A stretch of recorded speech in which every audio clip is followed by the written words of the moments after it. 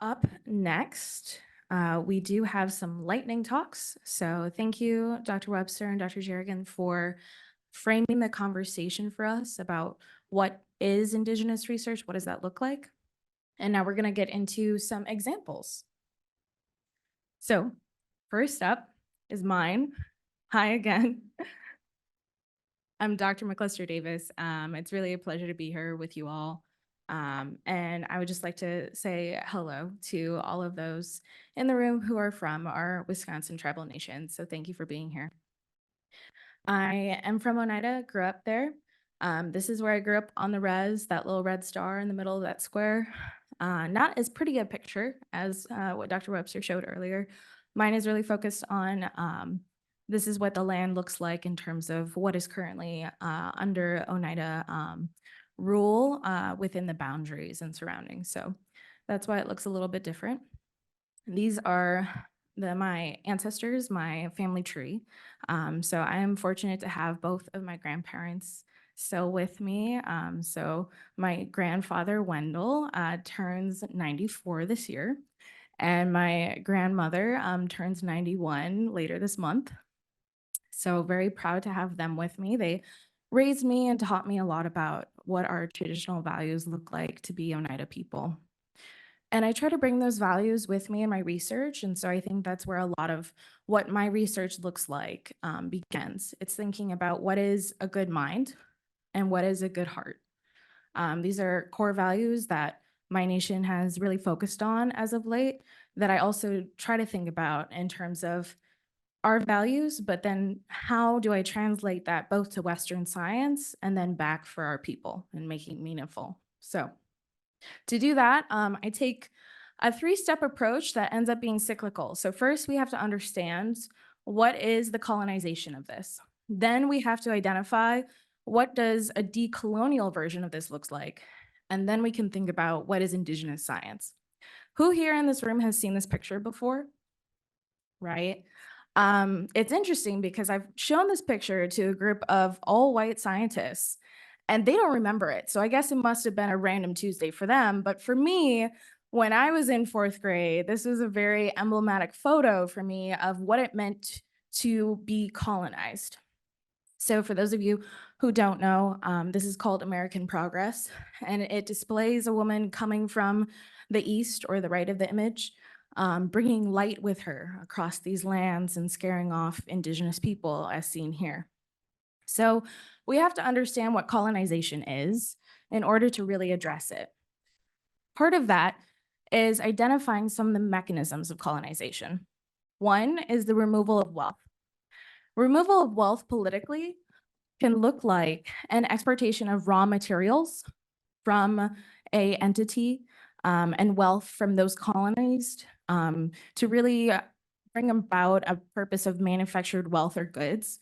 So in this image, for example, you can see electrical poles being brought over, carriages, a train, etc. And even this concept of farming as if there was no farmland here before. So politically, that's what removal of wealth can look like. But what does that mean scientifically? When it comes to scientific colonization, removal of wealth can be the exporting of raw data from the community for the purpose of processing it into manufactured goods, such as published articles, intellectual property, other wealth. So what do we do to address that? We have to have direct benefits of the research, right? And so that's how we combat scientific colonization in terms of removal of wealth. There has to be benefit of that research to the community and not manufacturing goods for some other purpose. Another example is the right of access and claim. So this looks like, in terms of political colonialism, colonizing power that believes it has the right of access and use for its own benefit. And in scientific colonialism, that's where the researcher comes in, thinking that they know everything and they're in charge. And so how do we combat that? We have appropriate approval mechanisms. And so to address scientific colonialism where there is people approving research, one way that Dr. Webster mentioned is tribal IRBs. Other tribes have varying different types of processes for approving research, getting community input, buy-in, that sort of thing. So that's one way to combat this type of colonialism. And then the third is an external power base.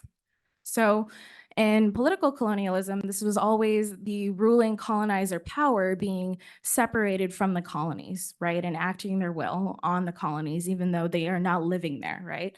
And in science, this happens a lot where we have a university like here at UW-Madison doing research in other communities when they're not physically there. And so how do we combat that? We have to have community-based research where people in the community whose lived experiences are most informative to the research actually doing the research. And so the first step in all of this for me is really addressing what is being a colonial structure here in the science that we do. Then after we address that, we can figure out how do we decolonize that, right? And who here has seen this image? So very few of us. It's a newer image. It was done in 2021, and it reverses the narrative of what American progress means. So this is an Indigenous woman, white calf woman, who is coming from the West and healing the land. And this is a thought process where you have to look at what does the science really mean to take away a lot of the negative things that colonization has left us with and bring back what is actually supposed to be there. To also do that, we have to identify, as a researcher, as a scientist, am I holding true to any of the tenets that led us here? The first of which, a colonizer might think that Indigenous people didn't exist, right? So in that previous image, you did see that, this figure was getting rid of one or two Indians there on the left side of the panel. But it's very common to think that Indigenous people did not exist, right? Growing up, I met many people my age at the time who thought that we didn't exist. So we have to get past that first. Then we move on to, well, if they did exist, they weren't here, right? And so that's why it's so important to recognize the land that has been caretaken for that we're currently on and who were the caretakers of that. Okay, now, if they were here, they didn't use the land, right? It was just free land, no one took care of it.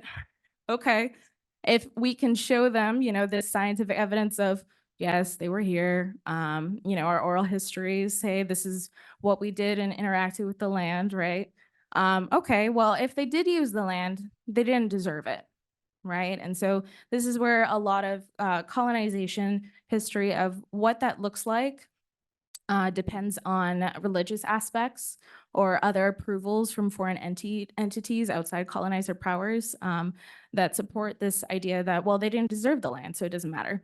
If they did deserve it, well, they lost the land. You're no longer here, right? And so going back to the image of my reservation and where we have been removed from our traditional homelands, way east of here, east of the Great Lakes, and now what that looks like to be even more removed from where we're currently at.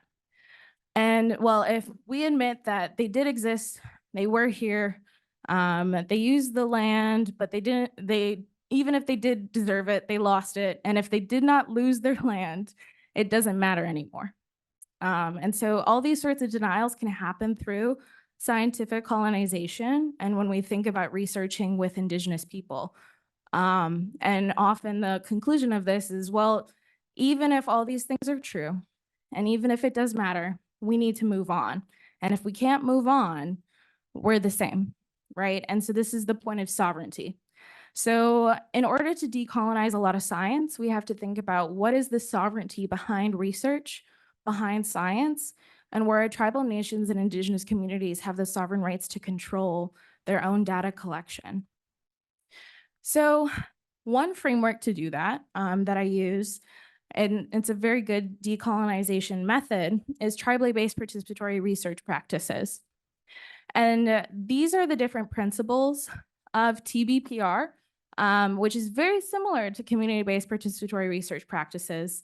And all of these first 9 bullet points about community as a valid identity, building on the strengths and resources in that community, having equitable partnerships across all research phases from beginning conception to publication, co-learning with the community and capacity building, a balance between research and action, emphasis on the local public health concerns of that community, continually an ongoing process to establish what this relationship looks like, as well as dissemination of findings equitably, and commitment to sustainability and long-term outcomes are all similar with community-based participatory research.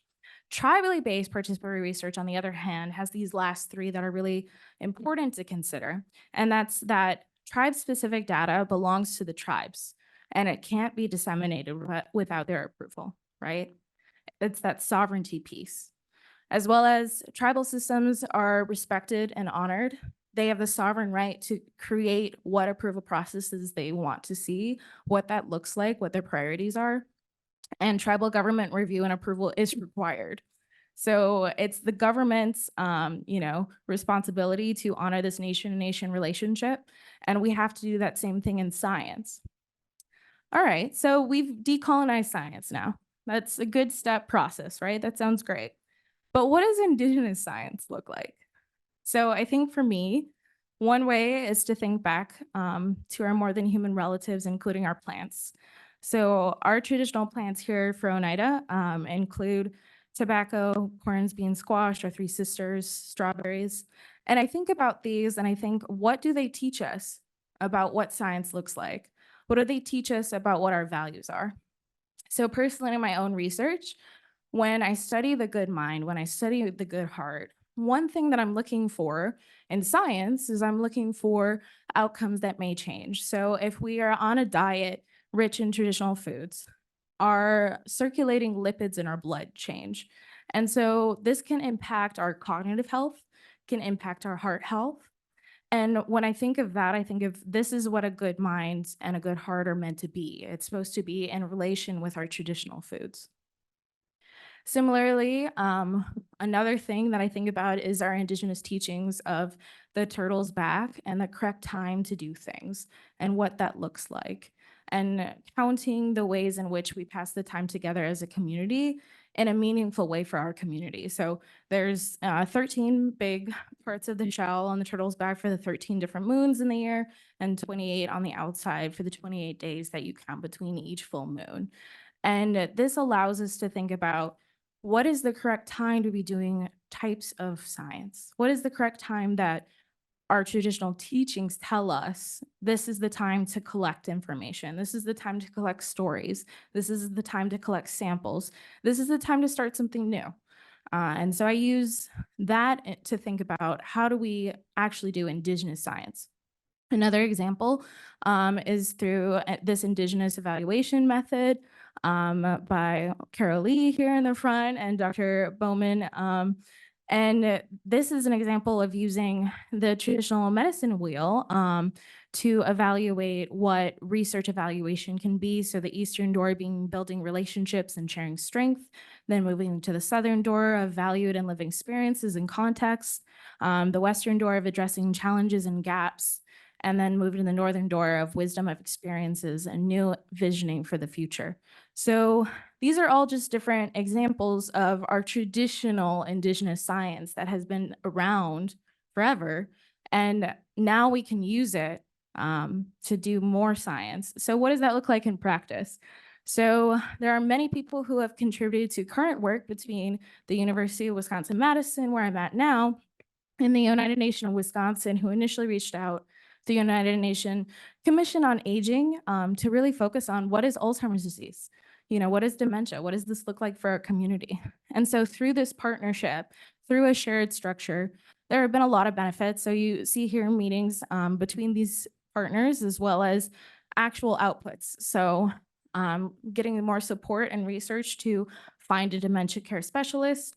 Oneida, Helping Oneida is another project that supports caregivers and caregiver support groups, and community advisory boards that really inform a lot of this type of research on a local population's focus of public health relevance. So it's an example of what this can look like. And there's a lot of people that went into this. So many names on the screen that contribute to a lot of what I was able to share with you today. And I really thank the organizers for letting me share what this looks like. And as a final takeaway, I will say that I outlined steps, but this is a continual process, right? And we can't just recognize what colonization is. We can't just decolonize. We can't just do Indigenous science without going back through the cycle again. So thank you for your time. And now I'm going to hand it over to the next speaker.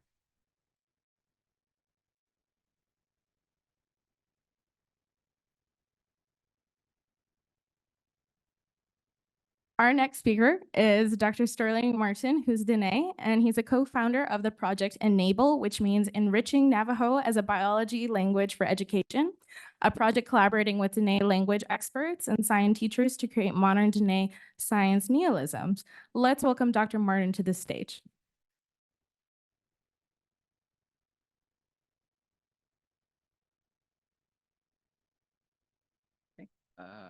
Good morning. She'e Sterling Martin Yinishya, Kintlachitni Nishle, Toda Chitni Busheschi, Vitutni Shache, Tutchitni Chanele, Akot Ego Dine Nishle. Good morning. My name is Sterling Martin. I am a Navajo member of the Diné tribe. And today I will be talking to you about Project Enable, an online resource for enriching Navajo as a biology language for education. And this is a project I actually started here while I was a graduate student at UW-Madison in the biophysics program. Don't worry, this is not a biophysics talk. It's completely something different. And along with myself, Joanna D. Bundis, she was a postdoc in the lab here at UW-Madison, and then Susanna Vodhimar, who's a professor at Davidson College. So we got together and started this project, and I'm happy to share it with you thanks to the organizers. So along with the land acknowledgement that was spoken about this morning, we always like to start with this language acknowledgement to thank the Diné people for allowing us to work with their sacred language, and we acknowledge that language and culture are intertwined. And then one of our guiding principles for Project Enable has been from Dr. Perry Charlie, who did a similar project back in the beginning, where he says, the sacred language we were once forbidden to speak is the same sacred language that saved our nation and now restores harmony and balance to the Diné and their lands.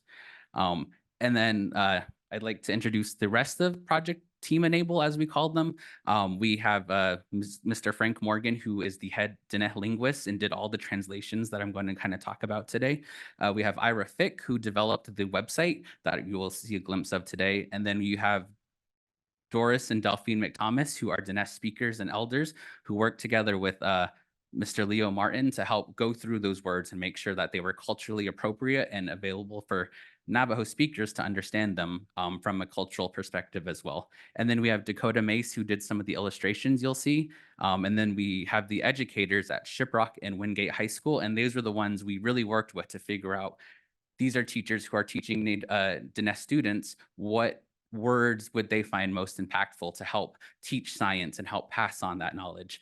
So we're really thankful to them. And then a big one is funding. So there's been some talk about don't come empty-handed. And one of our principles was we'd like to give back to these people who are experts at what they do. So we would not have been able to pay for their services without funding from the UW-Madison Baldwin Seed Grant, the Bowman Performance Consulting Group, the Native American Languages Preservations Grant. And then we got advice and support from Dr. Monica McCulley here at UW-Madison, and also NWEDGEG, which is a language group here. So just really quickly, because I am Diné, so I am not from this area. We are originally located in the Navajo Nation, which is part of the Southwest portion of the United States. There are approximately 332,000 Diné people, and of that, only about half of them speak Diné-Bizad.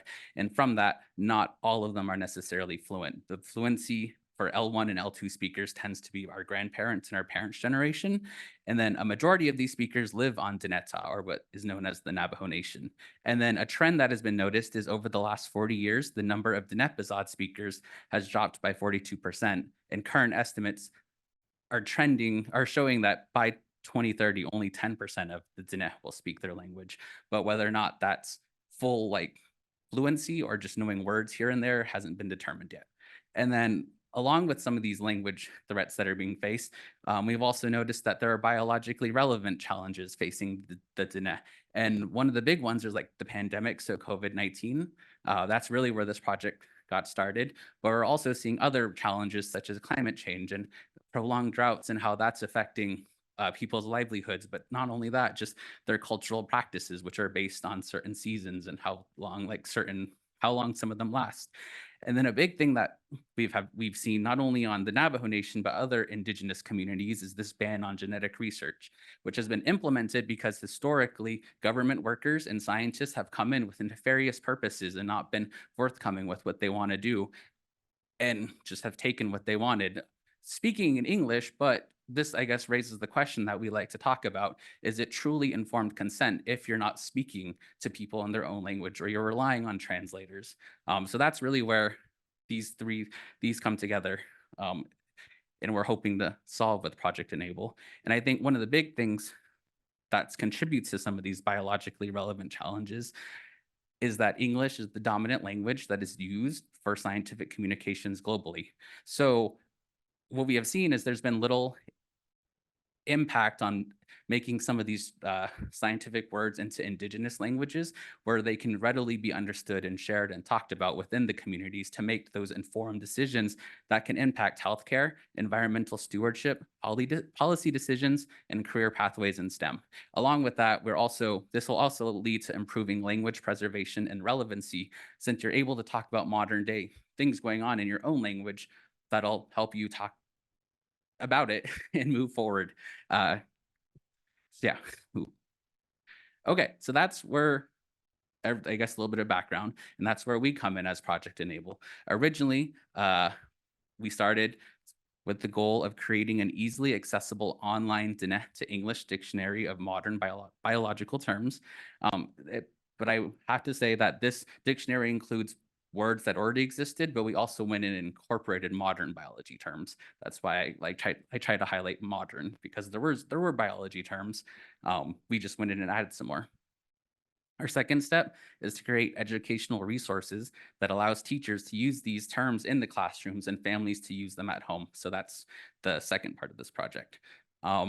So just a little bit, one of the big things is sharing this knowledge with people out there. You don't just gatekeep. And one of the ways we did that is by creating this website. So if you're interested, you can go to enablenavajo.org and kind of play around. But this is kind of how the website looks. It's an easy to load website with Navajo front loaded. And then we have a little button at the top where you can change between English and Navajo if you wanted to. But one of the beauties about this website, which makes it super powerful, is if you click on one of the plus buttons, it'll actually expand upon those words. So in this case, you have agaz bito, which means hormone. You have the Navajo portion on our right, and then you see a little microphone icon, sound icon. You click on it and you will hear it spoken by one of the native team members, so you can actually understand that word. We have the literal translations, which break down agaz bito to tell you how those words come together to mean hormone. And then we have a definition, and there should be an example sentence all in Navajo. And then over on the left will just be the English versions of everything we talked about. And that's just where working with the community members, a lot of them were like, these are science words, we don't know how to say them. And that's something we didn't think about when we were doing this, because we're exposed to it all the time. So on the left hand, you also have an English speaker who says the word, but then you also have somebody who speaks Navajo saying the English word, so other people can hear how it's said. Just, I guess, really quickly, we can go through some examples of how Mr. Morgan approached the situation. So here you have DNA, which stands for deoxyribonucleic acid.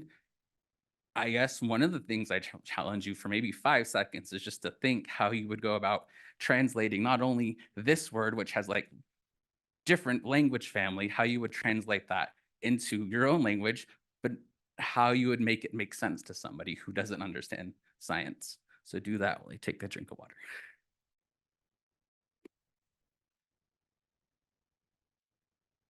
Okay, so that's one of the challenges Mr. Morgan had to face. So one of the big things we talked about as a group was not just making translations of a translation, right? Because translating deoxyribonucleic acid into Navajo would just be complete gibberish. So one of the things he did was we gave him definitions in those example sentences. So here was a long molecule that contains our genetic information. It holds the instructions for making all the proteins in our body. So using that, he used his background and how he thinks about things because he grew up in, as a Navajo elder.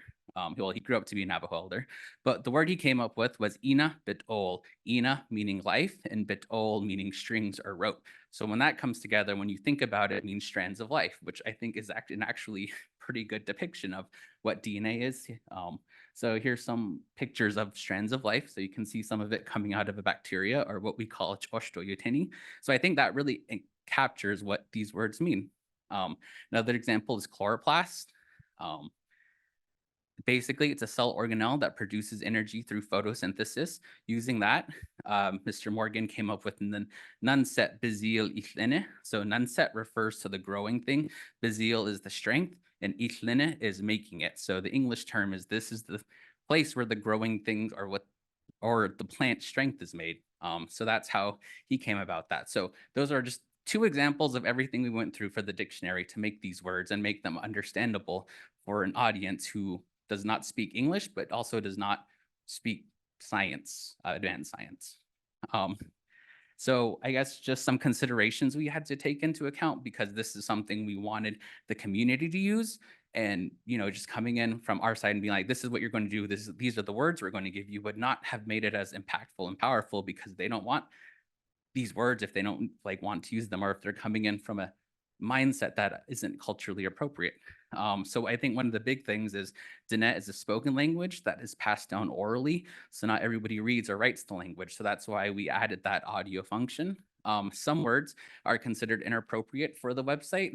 So when you think about teaching biology like sex and sperm, those aren't things that the community members wanted in the website. So we were respectful of that. We were careful of using sacred or taboo words such as coyotes or owls. So we kept those out of the example sentences or definitions. And then some existing words have multiple meanings. So the word azet you can use for medicine, but you can also use it to describe antibiotic. So we had to actually go in and try to fit some of these words around the existing tools that were already out there. And then I think one of my favorite is some English words are difficult to translate or they have multiple meanings. So in biology, you have this concept of a negative feedback. So you can think about negative feedback loops. But when we talk to my family about that, they're like, this word already exists. And I was like, oh my God, that's amazing. But then when we talked about it, they were more talking about the negative feedback you get from having a conversation or getting something back. So we had to go through and be careful of those multiple meaning words. And then this one's not too relevant, but there was a Navajo font, Navajo keyboard issue, but we got around that and I can talk to people about that later.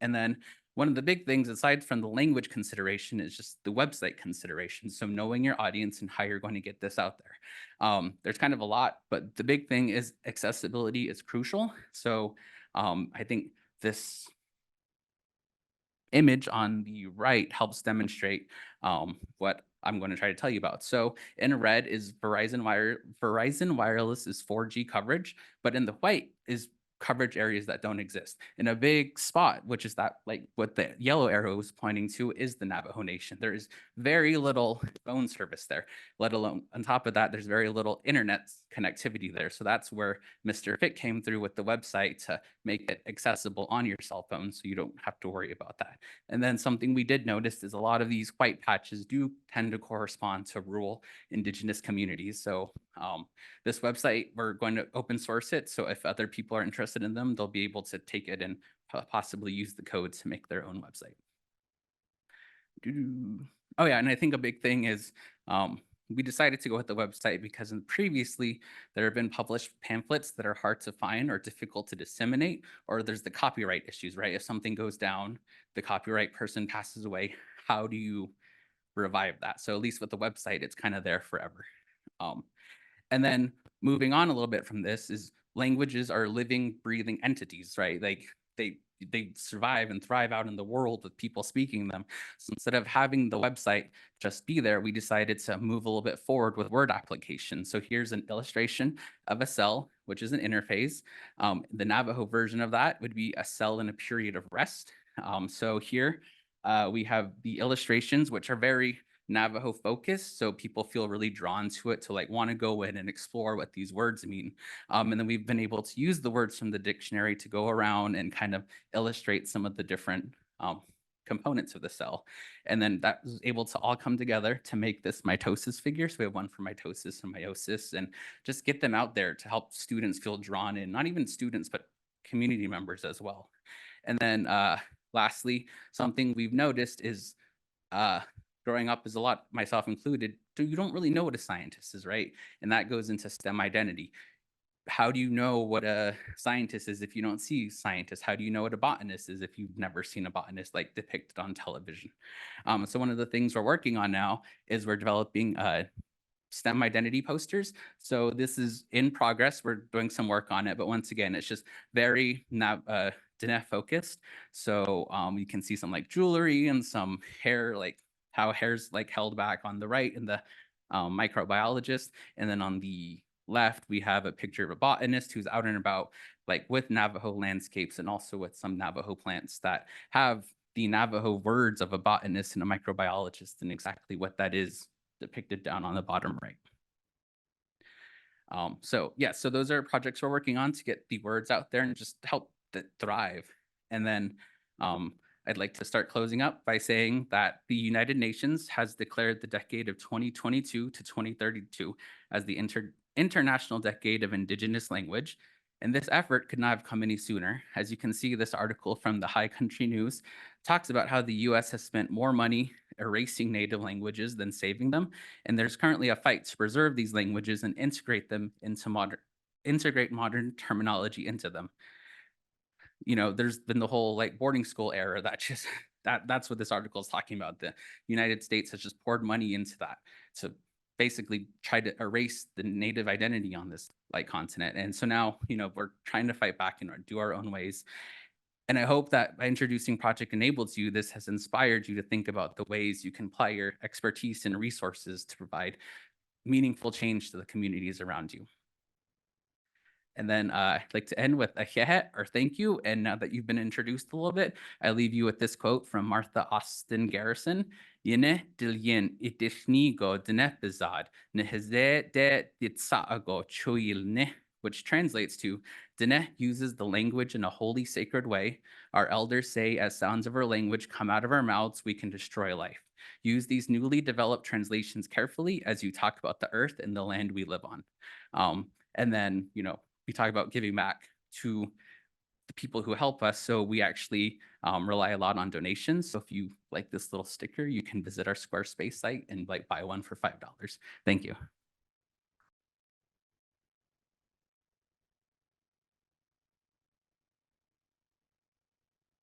Wonderful. Dr. Martin will be up again later in the panel. And we have one more speaker before we get to our panel Q&A. Dr. Carma Corcoran is Chippewa-Cree and the director of the Indian Law Program at Lewis and Clark Law School.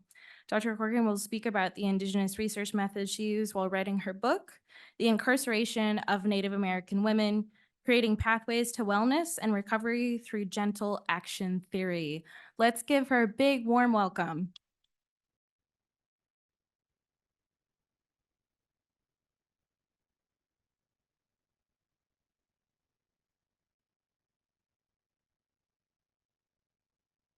I'm just a little old lady.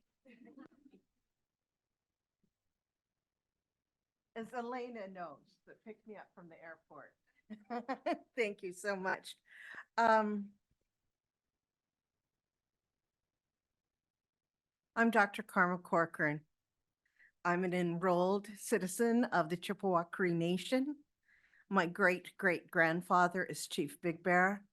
My great-grandfather is Chief Little Bear, and Open Eyes Little Bear is my grandmother. And I really hold this time that we have together before Creator and the ancestors. I also want to say thank you to those who organized this. I feel so welcomed on your land, and I hope that you will come and visit mine someday. So I kind of lied. which is not unusual. I really had planned on talking about my book. You should read it. I'm just going to say that. And the book came about as a result of my dissertation, which I did completely in Indigenous research paradigm. Obviously, I was the only student to do that. It had its difficulties, but I was fortunate to have a professor who not only was instrumental in really validating that this is the way I was going to do it. And I remember having a conversation with someone with power about it. And I just said, you know what? This is my third degree. The time, the money, the sweat, and the tears that I have put into getting an education, I'm damn well going to do it my way. And what could she say? Well, she could have said a lot of things, but I was fortunate then to have F. David Pete, who was also my chair of my committee. And so he fought every battle with me that I needed to fight. The other thing that was the most important aspect that came out of it was I took a course from him and learned about general action theory, which is a method that he created. And I live that method when it, now not in marriage. It does not apply to marriage. Don't let me lead you on. There have been 43 years. It's all smoke and mirrors. And I'm great. But as far as working with community, as far as addressing societal issues, general action theory can be applied to any societal issue.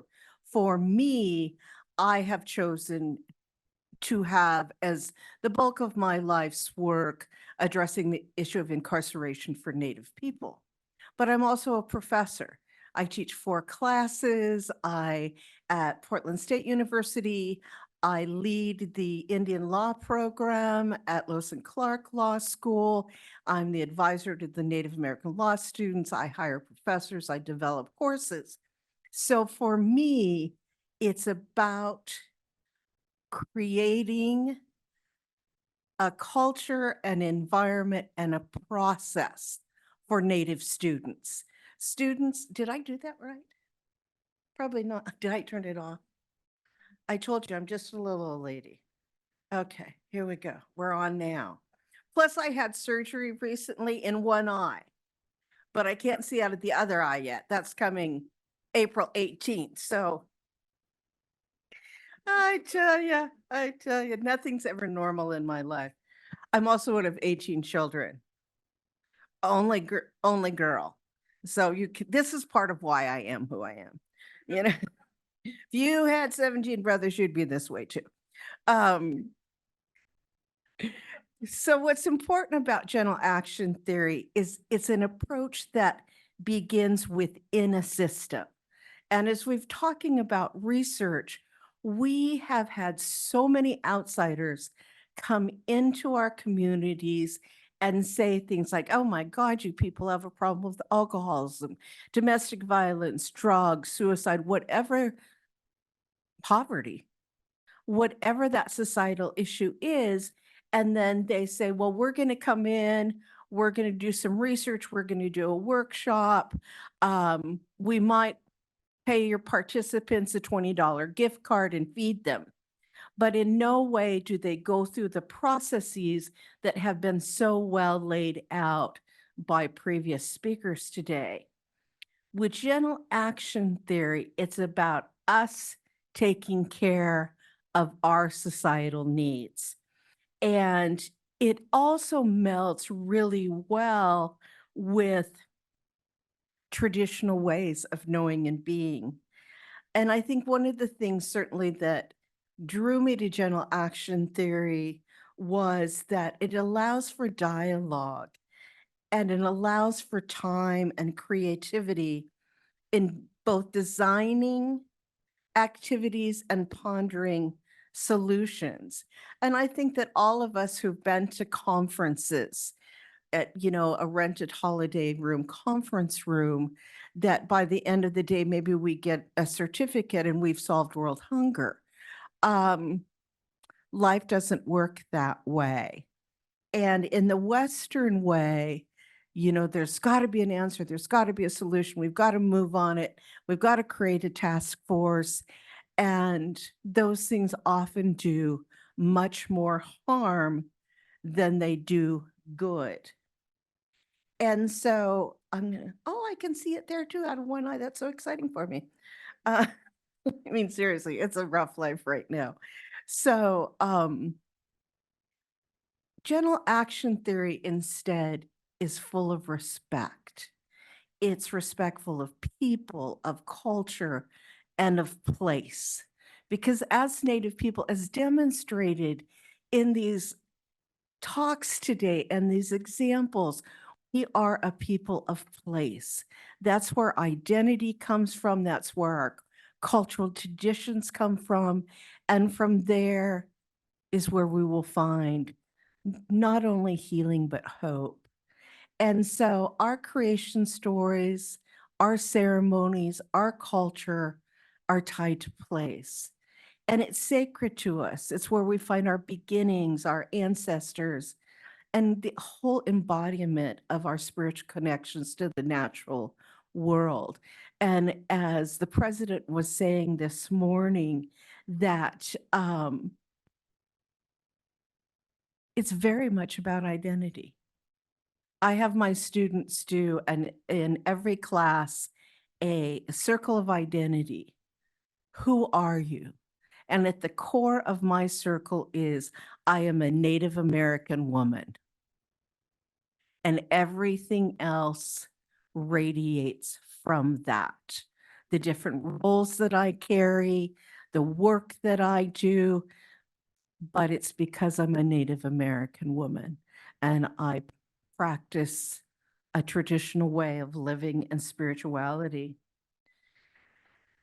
And as I shared, the fundamental aspect is that it begins inside a system. And when we think about some of the harm that's been done to us, where people come in and tell us what our problems are, how to fix them, and they use an arrogant power to insert themselves in ways that are harmful to our culture. And that arrogant power can be money.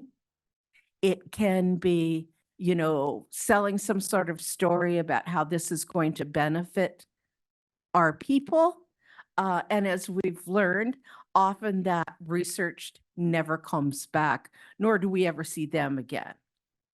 And I think too, as a researcher, it's really important to think about how we're benefiting.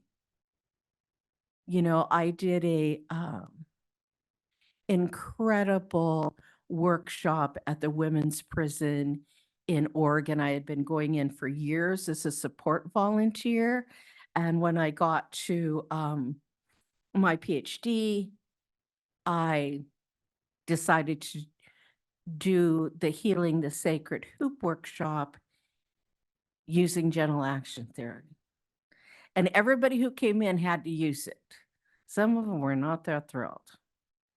So for example, in the Western way, one of the first things I ask the women is, what are you going to do when you get out of here? So what do you think the number one answer is? Anybody? And not the one you're thinking either. I'm sure they plan on that. There's a lot of babies that come the next year. I'm just sharing that. I'm not coming back here. So in the Western way, I would say something like, well, good luck with that, sister. And statistically speaking, you have a really good chance of going back.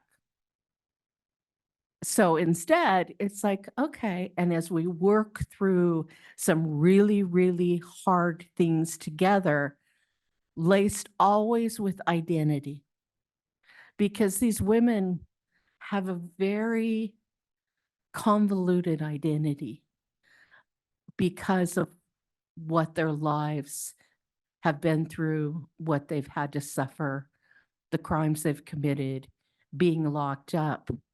And at the very end, and we cry a lot, let me tell you. I didn't wear makeup on Tuesday nights. They not only could see the possibility of a different life than they'd led, but they could have the beginnings of how to create that when it comes to resources, decision-making, things like that. The other really important aspect of my work is working with students. I'm so fortunate. I'm part of the Indigenous Nation Studies program at Portland State. I am the workhorse. I teach 3 courses, all 4 quarters, but it's part of giving back. It's part of that privilege. How lucky am I as one of 18 children to be the only one with a college degree, much less 3. So I owe it to my community. I owe it to Native people. I owe it to these Native students to be there. And one of the things that I realized with these students don't feel like they belong. After all, we're going into institutions that were never created for us. And in many times, we don't necessarily feel welcome. I taught at the University of Oregon for a couple of years. Boy, that was shock value. Let me tell you, 120 students in each class. The first gens loved me. The sorority boys and girls, not so much, because they had no frame of reference of what I was talking about. I was teaching in their social services program. I was their capstone teacher, and I thought, man, I'm kind of worried about your clients, because we live in a very diverse world in Oregon, and they had no sense of poverty, of not owning a car, of not having food to eat. And so as I was trying to help them prepare not only to be managers of social service programs, public, private, nonprofit, but to think about who they would be working with, but most of all, who would they be serving, they really didn't have an idea. And of course, the Native students, were drawn to me for obvious reasons. And so when I was working on my dissertation, I assembled did it move? Yes, a student forum. And it was using general action theory. And what one speaker was talking about was the preparation was huge. I was determined we were not doing it in a conference room at Holiday Inn. And so I was able to secure the Native American Student and Community Center at Portland State. I was able to provide, through some honor that I received, gas money, bus money. They could bring their children. We fed them from beginning to end. There was packaging for food to take home, because I purposely bought extra food so that they could take home. And every part of the day was about treating them with respect, because they deserve it, but also wanting to hear from them. Because honestly, we don't usually have much of a voice in academic institutions. And I know for myself, it wasn't until I was in my master's degree, I was the oldest living college intern. I went back to school when I was 40 as a gift to myself. And it wasn't until my master's that I had classes with another Native student, much less a Native professor. And so I didn't always feel like, I had some great professors who, when things would start to go south about racism and crap, they go, and Carma, do you have something to say? I'm like, well, yes, I do. And so I love that guy used to walk into my car every night. Loved him. If my daughter was here, she would say, teacher's pet.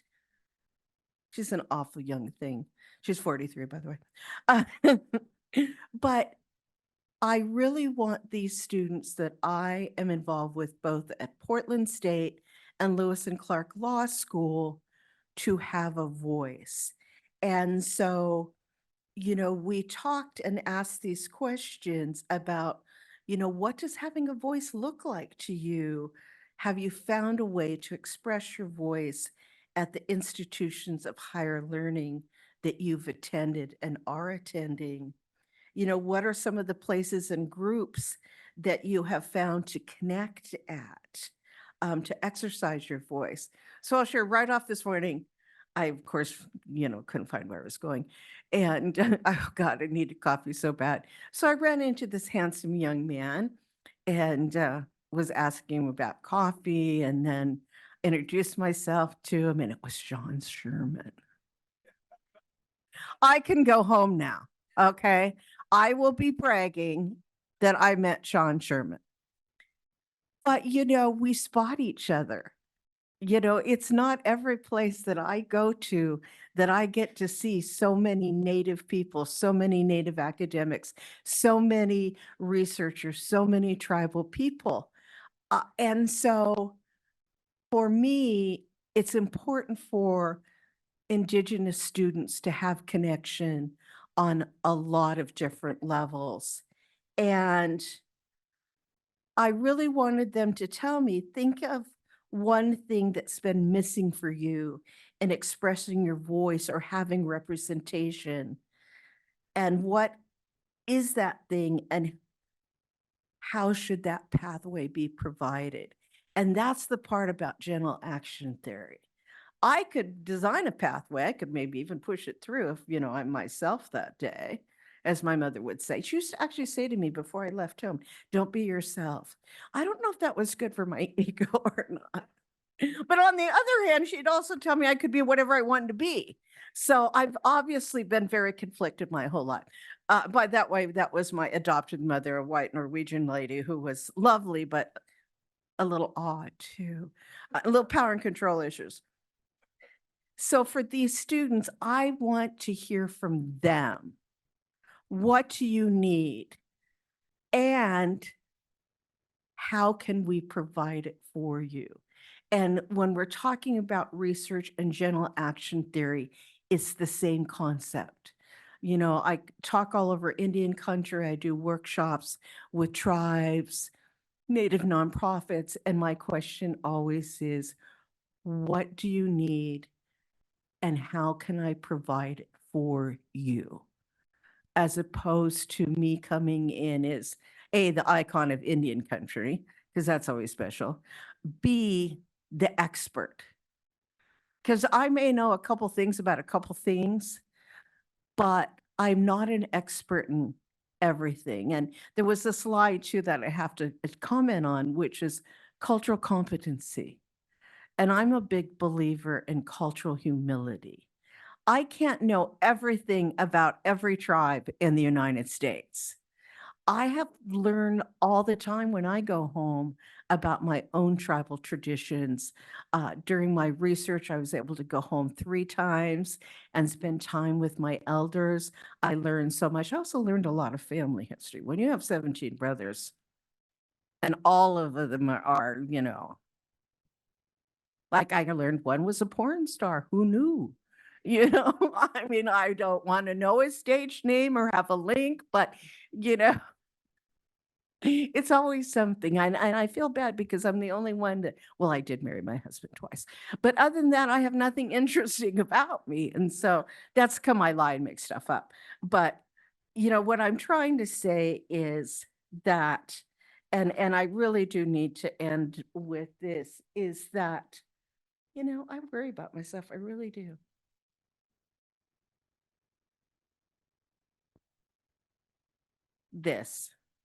That Indigenous knowledge is not a backup plan. they are the plan.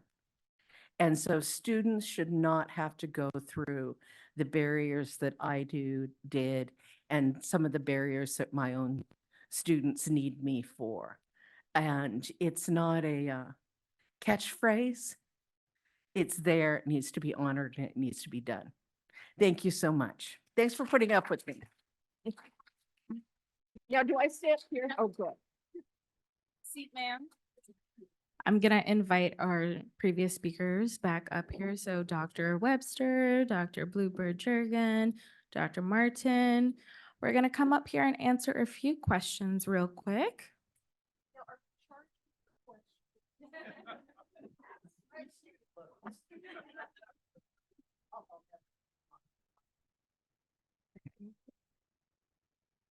Oh, that would help.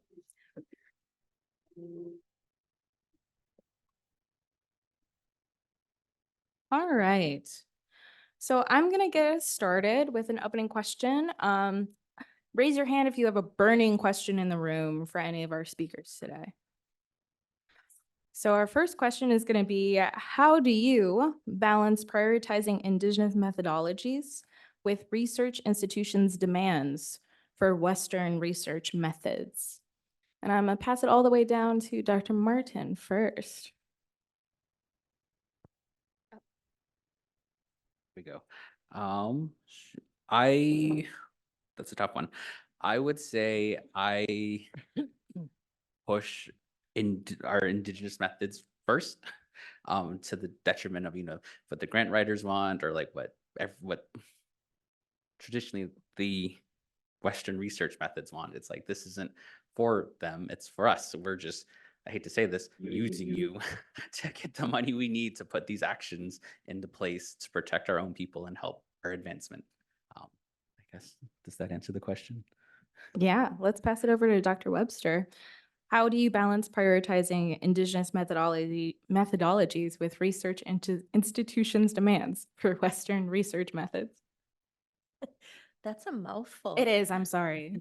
So I will have to say that I have a very supportive Department of American Indian Studies at Duluth.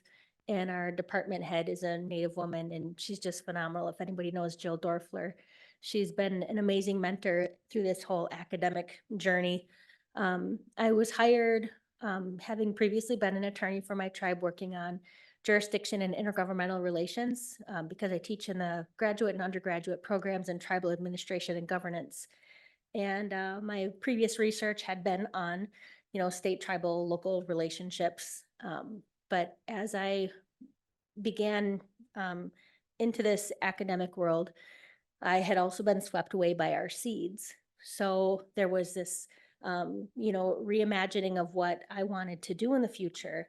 And in academia, publish or perish, right? You need to get research out there. You need to get peer-reviewed journals. You need to get books out there.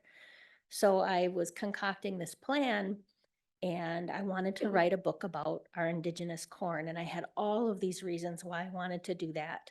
And I came prepared with a bullet point list of why I wanted to do this. And I talked to Jill one day and I said, hey, I have an idea for my future research plan. I wanted to talk to you about it. And she said, well, what is it? I said, I want to write a book about our corn. And before I could say any more, she said, do it. So I don't have the same experience that other people have with their academic institutions. So I'm very grateful for that. But so it hasn't been that much of a challenge to balance. I just did it and it worked. Dr. Bluebird Jurgen. Same question, I won't repeat it. Well, I'll just tell you an honest answer to that. So the field I'm in, public health and medicine, especially public health, you're expected to bring in a very significant portion of your own salary to the work. Some places, like the easier places, which would be the Oklahoma-based universities where I've worked most recently, it's about 30% of your salary. But where I trained and did my studies, it was 80 to 100% of your salary. So all of my mentors were 100% research funded. and they secured their own funding, and they would wake up at age 55 and not know if they were going to have a job the next month because their funding would be gone. These are world-renowned scientists that I worked with. So that was the climate that I was trained in. And I think that the message that I received, and maybe things have changed because I'm probably a little bit older than the folks on the panel with me, but the message that I received was that in academia, to have power, you have to have money. And in some ways, I think about it like in Oklahoma, we buy our land back in Oklahoma, and then when we buy it back, we have, oops, I'm sorry. Oh, we have the decision to do with it what we want. I mean, I guess we could build a casino, or we could reforest some land. I mean, there's lots of choices there. So my early career was about how do I get power in this environment? And I was lucky because I had training by these experts. So I knew how to get funding from them. They taught me. And so I generated a lot of funding early, very fast, way more than one young academic could and should ever handle. And I did a lot of studies that were written as Western studies, but they were really, once we got the funding, we did them in an Indigenous way. And that bought me independence. It bought me my own time, and it bought me the prestige that I needed to be able to do what I wanted. I know that's not the answer people probably want to hear, because it'd be great if we could all just walk into the university and be allowed to study and do what we want. But in my case, in my field, that's not the case.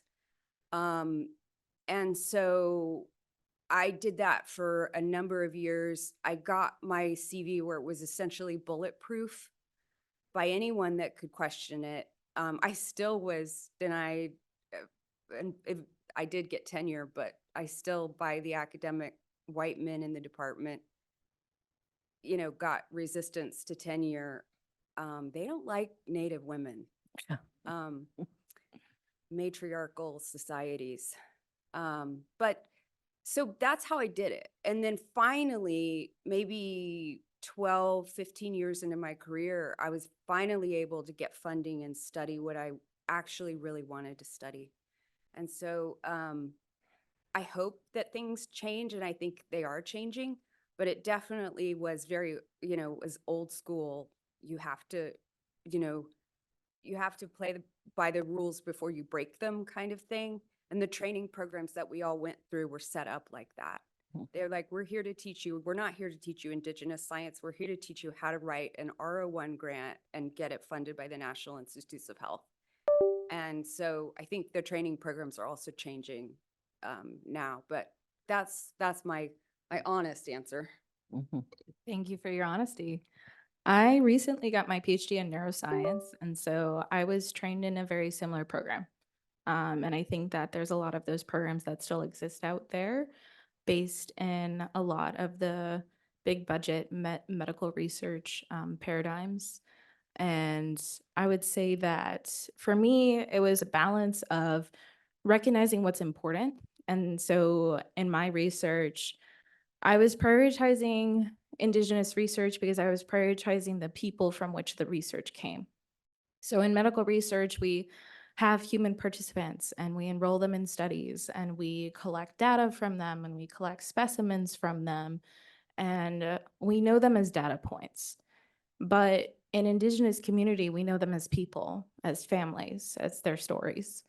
And so for me, it was really about, I have to prioritize what these people want, because they're not just data points, they're people. And that has been really a useful tool for me when it comes to Western research.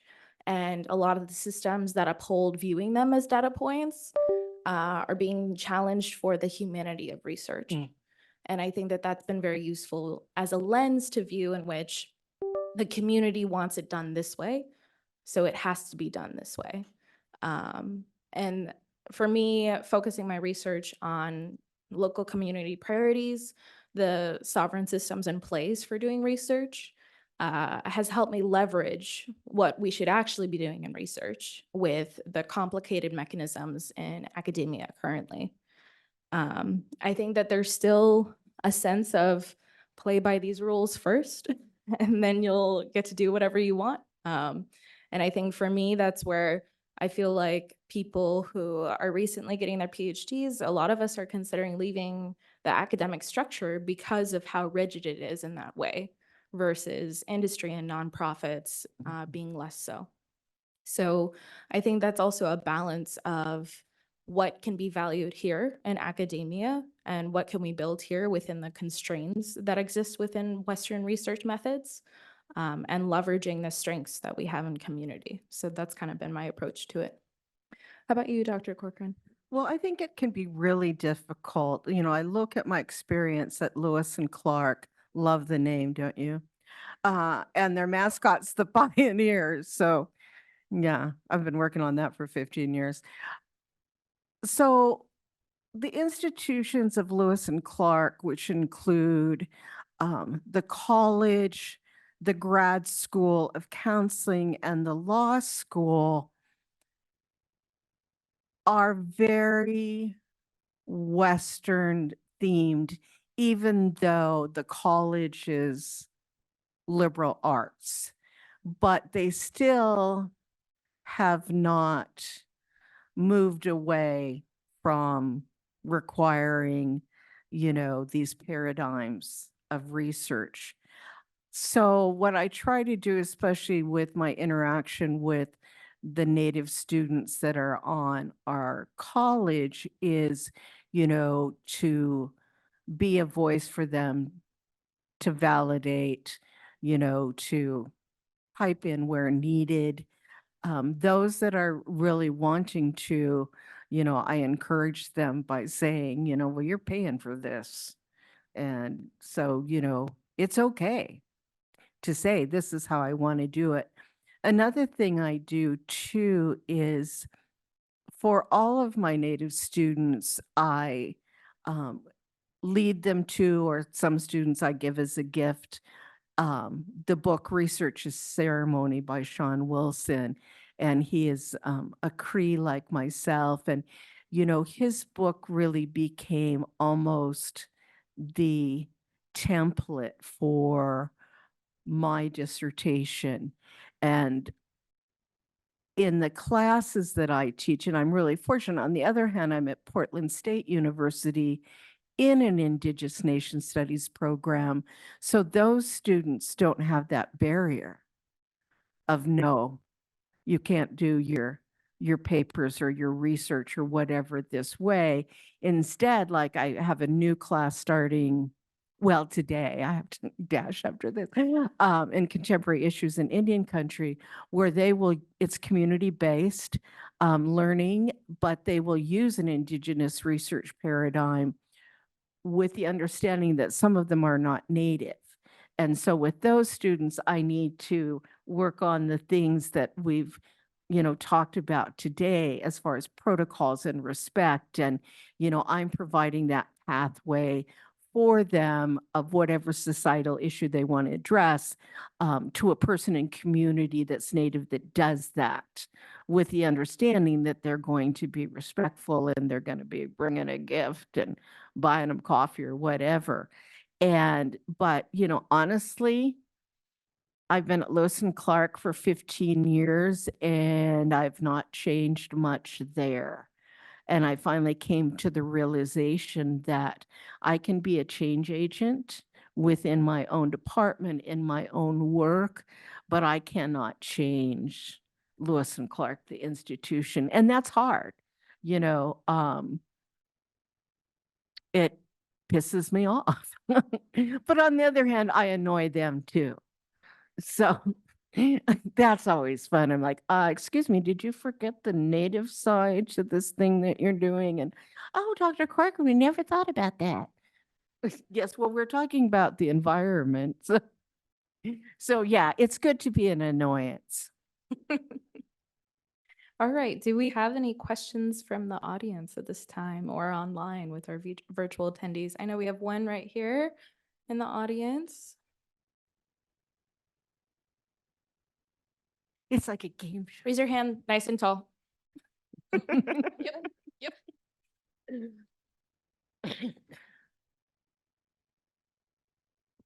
Hello, thank you all for speaking today. I think you've already kind of alluded to it a little bit, but I think a lot of early career researchers here will recognize that we might not get a lot of support in our department or a lot of autonomy to pursue these sorts of collaborations and partnerships. So how would you kind of recommend that we can lay the groundwork for future success in these collaborations at this stage in our career for like graduate students and other people in the room? Great question. Anyone want to jump at that? I'm going to jump at that. The easiest job you'll ever have is creating community contacts. And that is by finding out what they are really about and spending time with them, going to their events, getting to know who's doing what. And it's amazing. And that's collaborative participatory research is so fabulous, is that I did a study in an interesting neighborhood in Portland. And so we did a 360 and we approached anybody doing anything in that community, from the lone grocery store, talk about food scarcity, to every school, library, church, the neighborhood group. And boy, they were a tough sell, old blue collar, white people that their neighborhood had changed. And so this was our opportunity to bring this neighborhood together. And it took a while. I mean, I would say the community building part took a year. But from that, we also raised up community scientists. So we had strong Somali population, strong population of people from Mexico who would be considered illegal. We had strong Asian population, Black population, Old Russian. And it was fabulous. The food was great. We fed everybody all the time. But from there, we raised up community scientists who knew their people. And how could I possibly know how to serve everybody from the Old Russians, to the gang members? And it was key to the project, which was focused on environmental home health, being incredibly successful in what we were trying to do. And, everybody wants to be heard. So when you give these community partners a chance to be heard on their terms, you've made a friend for life. So I think it works. Any other thoughts? I think for me in grad school, I did not find a supportive department. I didn't find a supportive school or a university. What I did find was people at other institutions and in other communities who were really supportive. And I think that finding those contexts within your specific niche of research is important, but especially finding people who inspire you to do the type of work that you want to do, and maintaining those networks is the most influential for your professional growth. I mean, that's definitely why I'm here at Wisconsin. I have great mentors here, and it's not going to be the same at every place. I think that we mentioned it's very dependent on the institution you're at. Some institutions have educational obligations to serve Indigenous communities. Others don't. And I think a lot of those institutional missions and the strategic priorities of the institution are something to really be investigated no matter where you go. Yeah. Any other in-person questions? We are going over our poster time, but we want to make sure that any questions get addressed. So anyone else in person or online have a question? Well, I have another one for our panelists. You're putting away your notes. We're not done yet. So one thing that I think is really informative of our own research practices is there a barrier or an unexpected opportunity that has happened within your research projects, and what did that look like for you? Dr. Martin? Ooh, okay. I would say a huge barrier that faced us was, I think I mentioned it in my talk, that Navajo is traditionally an oral language. The whole like writing and how to write sentences and the grammar structure isn't something that we're grown up taught. So it's more like academics who go off and learn how to do that. So this whole project would not have been able to be done without Frank Morgan, who was able to go off and to school, but also learned how to write these words and come up with these translations. So I think that was our biggest barrier, was without him, we wouldn't have any of these words. And then I guess the one unexpected opportunity I would say was, I guess it's not unexpected, but it was an opportunity here at UW-Madison.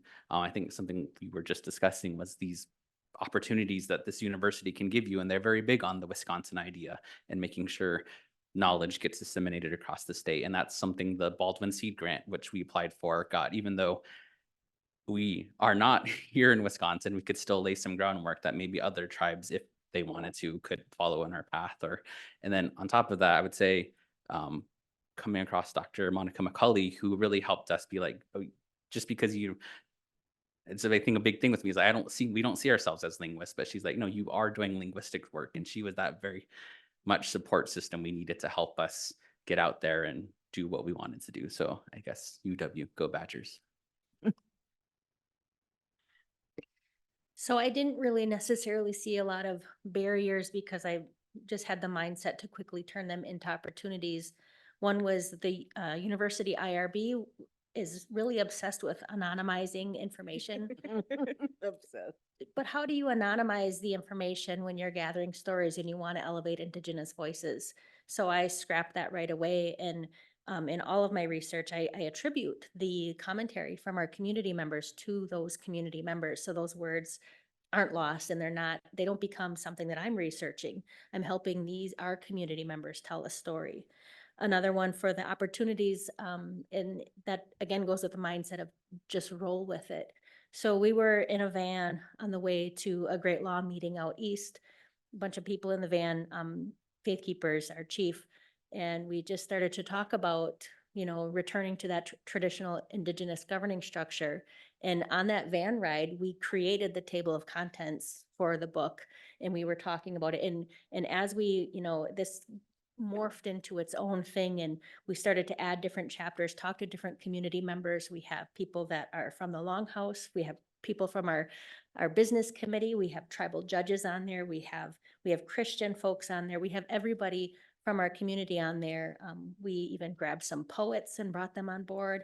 Each chapter is going to have viewpoints from kids. Kids are on board. Our high school art teacher, or the grade school art teacher, is going to be the curator for art in our community. So it's just morphing into this huge community project. So I think an opportunity then is to don't go in there saying, this is what I'm going to research. Let the community decide how that will take shape. And then you'll really have community buy-in for your project.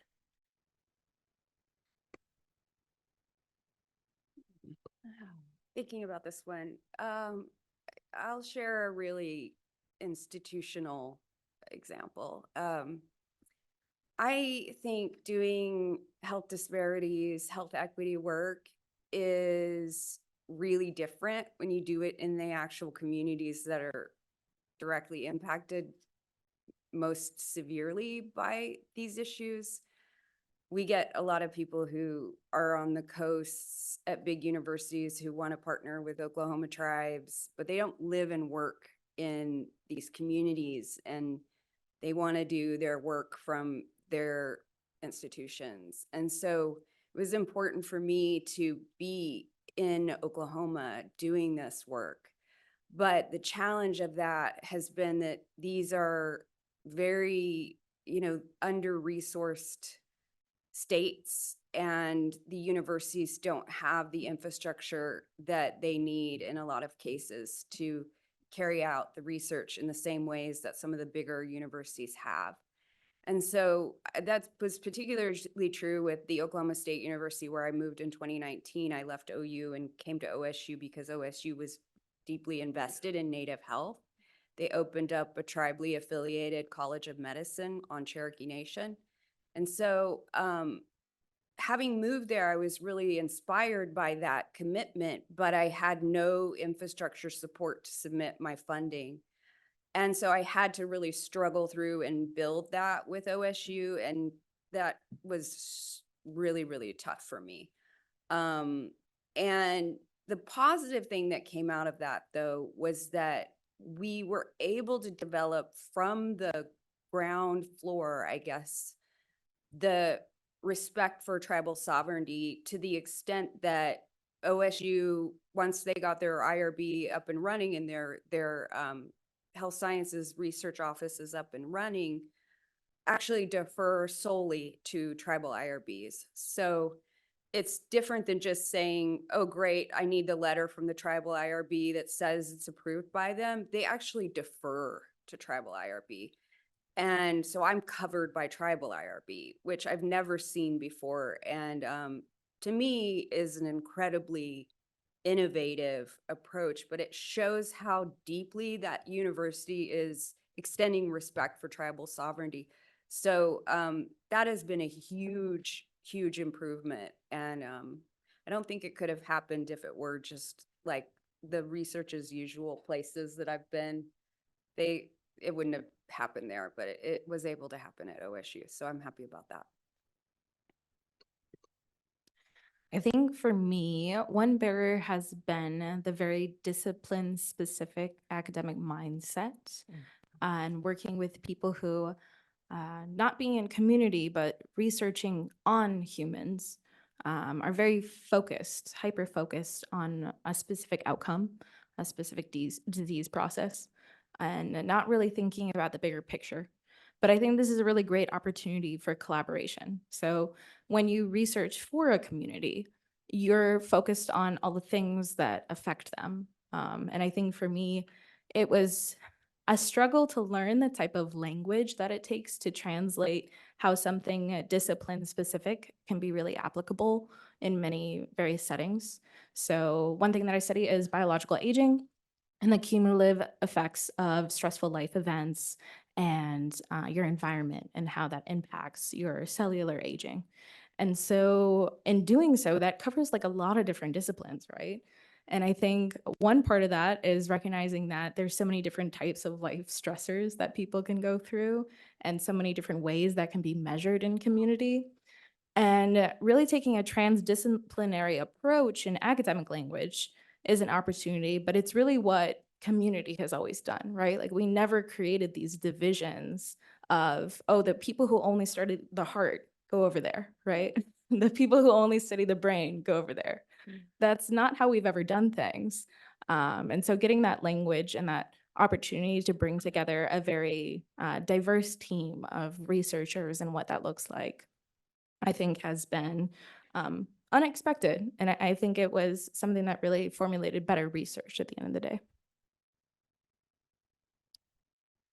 So I would say my unexpected opportunity was certainly getting to do this research project in the prison. They'd had this workshop before, but not delivered in the way that I was going to deliver it. And I think that I got the go-ahead really for 3 reasons. One, I had been coming in as a volunteer for many years with this group that comes in under the religious services umbrella. So they knew the Indians at hand. Second, they got to choose who was going to be in the workshop. So the original was 12 women, all Native, all considered incorrigible by the system. And the third reason was they really wanted me to do something about these women because they were just nothing but trouble. And fourth, if it didn't work out, they would be able to say, well, we let you do it your way. And, we saw no difference. And so that was great. A barrier part of that was that the people that were coming in with me, elders, Native people working in specific areas such as fetal alcohol syndrome or whatever. Everybody that came in with me was Native. They had to do it my way.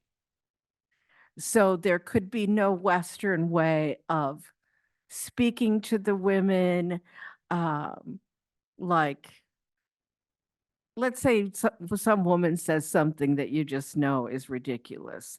There's no saying, buck up, buttercup. Instead, it's like, thank you for sharing that with me. And they get to be validated that they shared it. And then as we move along, they learn something about themselves and they're able to alter their own thinking about how they were